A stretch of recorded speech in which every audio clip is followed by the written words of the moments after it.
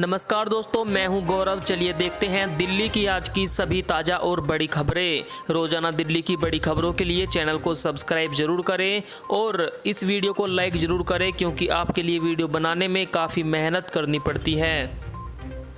दिल्ली वालों के लिए राहत भरी खबर, अब नहीं होगी ऑक्सीजन की जरा भी कमी।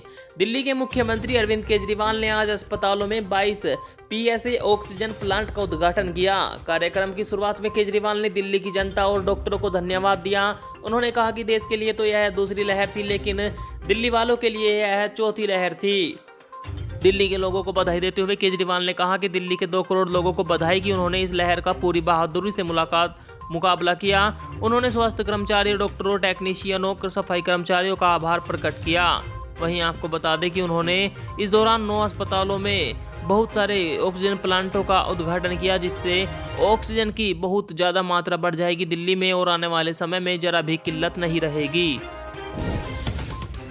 मुख्यमंत्री अरविंद केजरीवाल बोले, देश में तीसरी लहर का खतरा, निपटने के लिए करनी होगी जोरदार तैयारी। जी हां, दिल्ली के मुख्यमंत्री अरविंद केजरीवाल ने कोरोना की तीसरी लहर को लेकर डर जाहिर किया है। उन्होंने कहा कि इंग्लैंड में फिर से केस बढ़ रहे हैं, जबकि वहां 45% लोग वैक्सीन भी लगवा चुके हैं। इसलिए हाथ पे हाथ रखकर नहीं बैठना होगा। हम तीसरी लहर के लिए तैयारी कर रहे हैं। दिल्ली में इस लहर में ऑक्सीजन की कमी महसूस हुई, इसीलिए ऑक्सीजन की अब की बार भरपूर मात्रा रहेगी। हम खूब काम कर रहे हैं ऑक्सीजन के लिए। उन्होंने कहा, पूरे देश को तीसरी लहर के लिए तैयार रहने की कोशिश करनी चाहिए, क्योंकि इंग्लैंड में फिर से कोरोना तेजी से बढ़ रहा है और वहां आधे लोग लगभग वैक्सीन भी लगवा चुके हैं। दिल्ली को प्रदूषण से मिलेगी राहत, केजरीवाल सरकार ने उठाए कई कदम। पड़ोसी राज्य को पराली जलाने से रोकने के लिए केजरीवाल सरकार ने लिखा पत्र। बायो डिकम्पोजर का छिड़काव किया जाए ताकि पराली को जलाने के बजाय गलाया जा सके। थर्मल पावर प्लांट को बंद करने की केजरीवाल सरकार ने सुप्रीम कोर्ट में लगाई याचिका। कनॉट प्लेस में हवा को प्रदूषण रहित रखने के लिए स्मोग टावर का निर्माण किया जाएगा। दिल्ली के इन 8 स्टेशनों पर शुरू होगी प्लेटफॉर्म टिकट की बिक्री। उत्तर रेलवे के मुताबिक दिल्ली के 8 प्रमुख स्टेशनों पर प्लेटफॉर्म टिकट की बिक्री शुरू करने का निर्णय लिया गया है। यहां पर भीड़ को रोकने के लिए प्लेटफॉर्म टिकट की कीमतें बढ़ाकर 30 रुपये कर दी गई। रेलवे के मुताबिक दिल्ली डिवीजन के नई दिल्ली, पुरानी दिल्ली, हजरत निजामुद्दीन, आनंद विहार टर्मिनल, दिल्ली सराय रोहिल्ला और दिल्ली छावनी रेलवे स्टेशन पर लोग प्लेटफॉर्म टिकट खरीद सकेंगे। प्राइवेट अस्पताल की पहल, गरीबों को मुफ्त में लग रहा कोरोना का टीका। जी हां, दिल्ली के द्वारका स्थित आकाश अस्पताल ने शानदार पहल की है।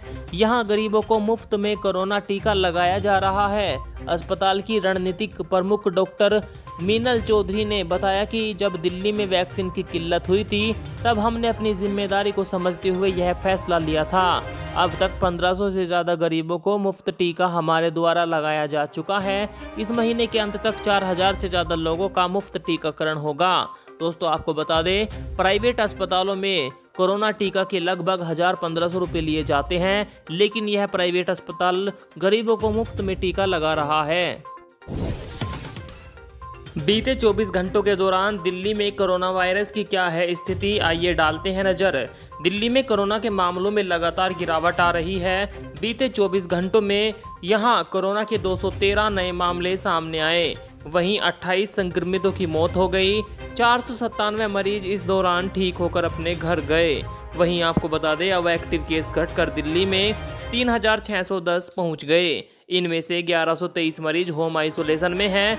बीते 24 घंटों में 75,000 से ज़्यादा लोगों का कोरोना टेस्ट किया गया और पॉजिटिविटी रेट 0.30% पहुंचा। दिल्ली वालों को गर्मी से जल्द मिलेगी निजात, जल्द पहुंचेगा मानसून।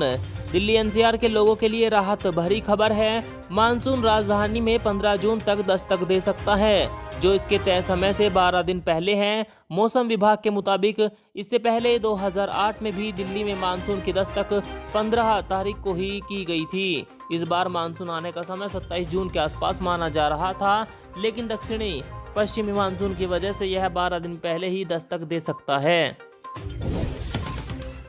और बड़ी राहत की खबर, एम्स में अगले सप्ताह से शुरू हो सकती है ओपीडी सेवाएं। दिल्ली में कोरोना के मामलों में लगातार कमी आ रही है। अब नॉन कोविड मरीज भी इलाज के लिए अस्पताल पहुंचने लगे हैं। प्राइवेट अस्पतालों में तो ओपीडी सेवाएं चल रही है, लेकिन सरकारी अस्पतालों में बंद है। कई मरीज सरकारी अस्पतालों में पहुंच रहे हैं। ऐसे में दिल्ली एम्स ने ओपीडी सेवाएं शुरू करने का निर्णय लिया है, जो अगले एक सप्ताह में शुरू हो सकती है। अस्पताल प्रशासन चरणबद्ध तरीके से इसको चालू करने पर विचार कर रहा है।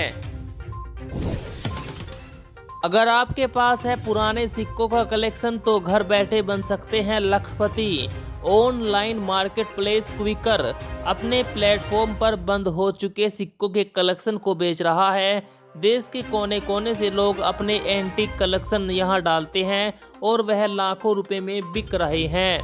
क्विकर की वेबसाइट पर उपलब्ध जानकारी के मुताबिक 2 रुपये का सिक्का जो 1994 यानी 1994 में तैयार किया गया था, वह 9 लाख रुपए में बिक रहा है।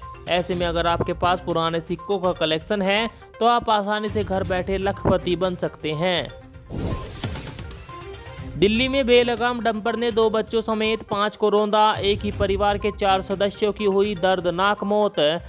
नजफगढ़ थाने के पास तड़के सड़क हादसे में एक डंपर ने 2 मासूम समेत 5 लोगों को रौंद दिया है। हादसा इतना गंभीर था कि 3 की मौके पर ही मौत हो गई, वहीं 2 इलाज के दौरान दम तोड़ चुके हैं।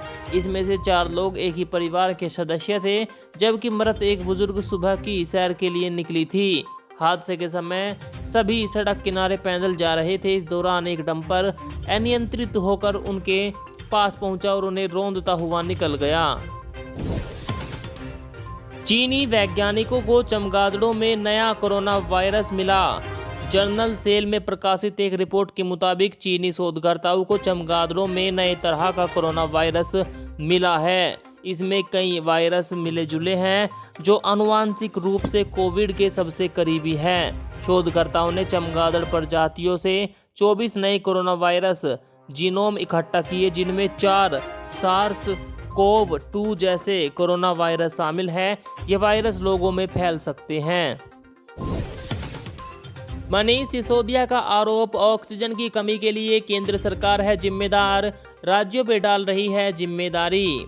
जी हां दोस्तों, दिल्ली के उप मुख्यमंत्री मनीष सिसोदिया ने कहा कि कोरोना मरीजों के इलाज के दौरान देश में ऑक्सीजन की जो कमी हुई थी उसके लिए केंद्र सरकार जिम्मेदार है।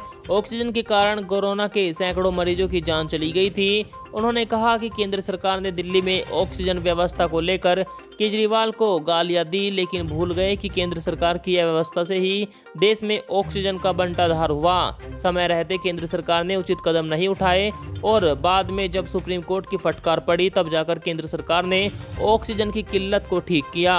अब अपनी गलतियों को छुपाने के लिए केंद्र सरकार राज्य सरकारों पर आरोप लगा रही है। कांग्रेस के द्वारा चलाया गया बीजेपी लूटिंग इंडिया अभियान कर रहा है ट्रेंड। जी हां, कांग्रेस के द्वारा तेल की बेतहाशा बढ़ती कीमतों के खिलाफ देशव्यापी धरना प्रदर्शन और आंदोलन हुआ। इस आंदोलन में कांग्रेस नेताओं और कार्यकर्ताओं द्वारा सरकार के खिलाफ गिरफ्तारियां दी गई। कांग्रेस सोशल मीडिया टीम द्वारा बीजेपी लूटिंग इंडिया अभियान चलाया गया, जो नंबर 1 पर ट्रेंड कर रहा था। इसके जरिए कांग्रेस ने तेल के बढ़ते दामों के खिलाफ वर्चुअल अखाड़े में भी मोदी सरकार के खिलाफ घेराबंदी तेज कर दी है। अंधविश्वास की हो गई हद, उत्तर प्रदेश के इस गांव में बन गया कोरोना माता का मंदिर। जी हां, प्रतापगढ़ से एक अंधविश्वास का मामला सामने आया है। यहां कोरोना से बचाव के लिए सांगीपुर के पूरे जूही में कोरोना माता की मूर्ति स्थापित की गई। हैरानी तो इस बात की है कि ग्रामीण मंदिर में दर्शन पूजन के लिए भी पहुंच रहे हैं। ग्रामीणों का कहना है कि कोरोना भी देवी माता का ही रूप है। हालांकि प्रशासन ने इस मंदिर को हटवा दिया है। पुलिस ने एक शख्स को हिरासत में लिया और मामले की जांच शुरू कर दी।